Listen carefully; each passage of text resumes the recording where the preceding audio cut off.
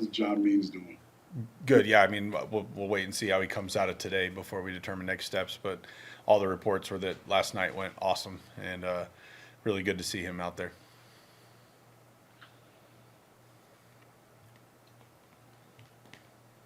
Last year, from I think April 14th on, you were first place the whole way.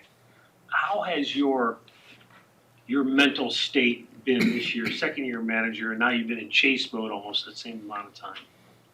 Every year is different. I'm learning that, and just because you're not in first place doesn't mean you're out of it. And I think, last year we got out to such a great start, and then we maintained it, right? And that didn't mean everything went smoothly or easily. So a lot of the same things we went through last year, we're going through again this year, just from a different, place in the standings. So like we've talked about, this is going to be a dogfight till the end. We know that, and we just have to continue to stay the course each and every day and learn and get as good as we can and get better every single day. I know we talked about this before, but as a player, it's probably easier to compartmentalize, put it away, pack it up, go back the next day. What is it like? Has it been like for you riding that roller coaster when you can't really get on the field and impact it? Yeah, it's problem solving. That's all it is, and having conversations with people, trying to help them stay in a good mental space every day. I think that's really the number one job, right? Is to make sure that everybody takes the field ready to play, confident and prepared. And our coaching staff does a great job of that. Our support staff does a great job of that. So for me, it's I try to compartmentalize as much as I can day to day, but there's always something going on, and it's part of the job. With David Fry's swing, what do you see maybe differently in the last couple weeks, maybe prior to that? He's on the fastball. I think the first few weeks for him, first month, he's really in between and kind of sporadic at bats is really hard to find a groove. But we got to face a bunch of lefties there in that stretch, and I think that really got him going. And now we've seen him doing it versus lefties and righties, and it's a tough role. It's a tough role when you're predominantly a DH and pinch hitter versus left, and but David. He's such an elite human, and he works his backside off, and that's really what we've seen. Is just he's on the heater. Sobrowski came up late last year. You blink, and he's pitching in Yankee Stadium in the playoffs. How much did that experience you think helped prepare him for the role he's in now? Yeah, I think it's huge, and he along with the rest of our guys, they all get leverage reps, but for Eric, getting to face. Like he went through Soto, Judge, and Stanton at one point during the playoffs and got all three of them out. And that can really, you bank that confidence and you move that forward. I mean, I think his second outing, he faced Ohtani and Freeman.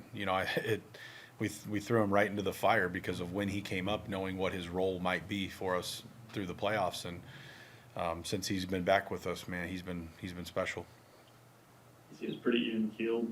Like our interactions with him, is that your kind of what you evaluated too, and does that help anything? Yeah, his personality definitely plays into it.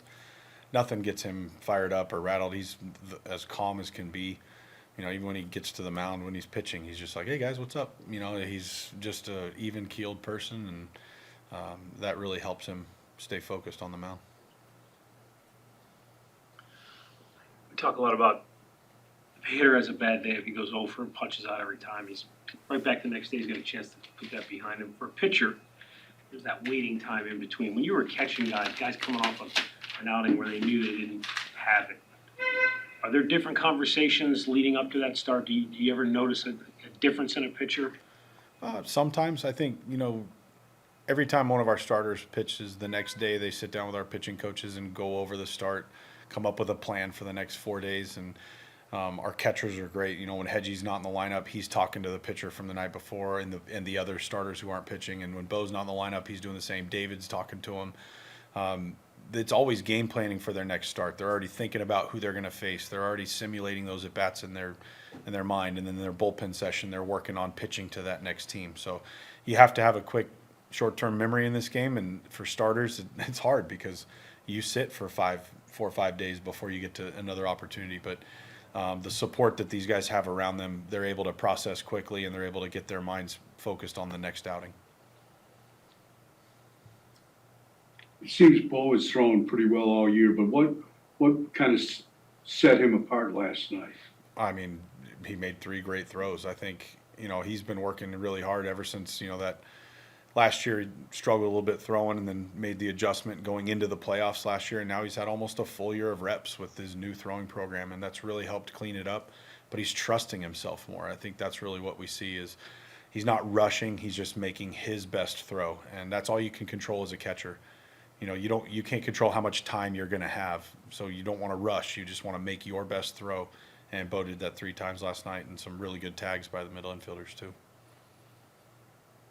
Is throwing for a catcher like always, like you're never just set? Because you've talked a lot about Bo kind of still learning and changing his throwing program. Is that something that you had to go through, or is that normal to you, or do you feel like you ever get to a point where it's like, I got this? If you ever get to the point where you feel like you got this, it's going to pass you up. So you always have to be evolving and learning, and not. I think that's why it's the most difficult throw to make in baseball, because you're not receiving the pitch in the same spot all the time. You're throwing from different angles, and you have different times. The runners at different points, and so it's just feeling every rep and continuing to push yourself to get better and better and better.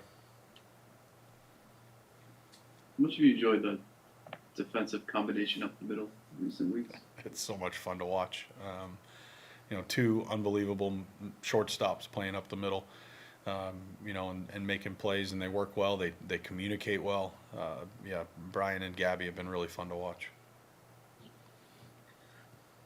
Thinking about something as a catcher, like when you're throwing, like, did anybody ever get into the math with you about it? Like visually, if a guy gets a good jump, it looks like you've got no shot. Mm-hmm.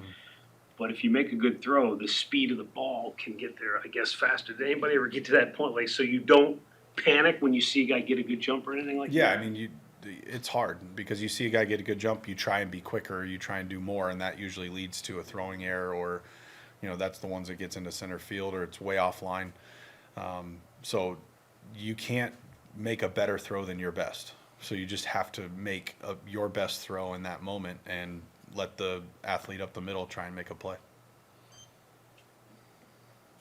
How's Lane Thomas doing? Or where is he? Yeah, good. I saw him. He was going out to play catch today, so he's starting to get into baseball activity. He's feeling better and better each day.